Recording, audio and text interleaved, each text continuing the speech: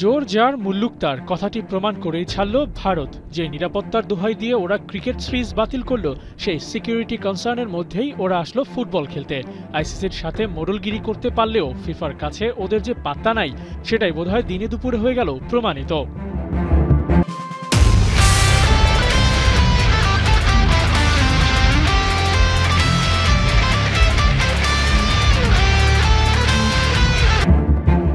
৫ মাস আগে বাংলাদেশের বিপক্ষে সিরিজ বাতিল করা হয়। বিসিবি এই খবর অফিসিয়ালি জানালেও কারণটা তখন খোলাসা হয়নি।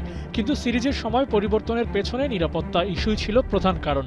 ওই সময় ভারতীয় গণমাধ্যমগুলোতে প্রচার হচ্ছিল সরকারের পক্ষ থেকেই বাংলাদেশ সফরের ব্যাপারে কড়া নির্দেশনা আছে, আর সেটি মানতে গিয়েই বিসিসিআই সিরিজের সময় পরিবর্তন করেছে। কিন্তু এশিয়ান কাপ বাছাইয়ের অ্যাওয়ে ম্যাচ খেলতে গেল শনিবার বাংলাদেশে এসেছে ভারতীয় ফুটবল দল।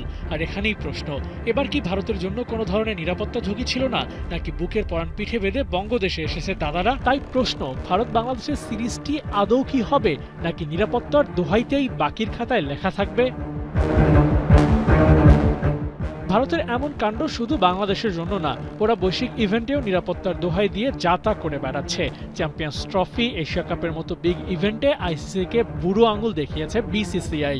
অথচ এশিয়ান কাপ বাছিয়ে বাংলাদেশের বিপক্ষে ম্যাচ খেলা নিয়ে এএফসির কাছে তদবির চালানোর সুযোগটাই পায়নি। বাধ্য হয়েই তাই বাংলাদেশের হোম ম্যাচ খেলতে আসতে হয়েছে ওদের। খেলার মাঠে রাজনীতি পরিচয় করিয়ে দেওয়ার জন্য ভারতের চেয়ে বড় কোনো নাম নাই। পাকিস্তানের সাথে সম্পর্ক খারাপ, তাই ওদের দেশে গিয়ে খেলতে মানা। বাংলাদেশ ভারত রাজনৈতিক সম্পর্ক আগের মতো নাই, তাই এখানেও বিসিসিআই দেখাচ্ছে আইসিসির জোর। কবে শেষ হবে ওদের এই ছেলে খেলা? আবু নাঈম, ৭১।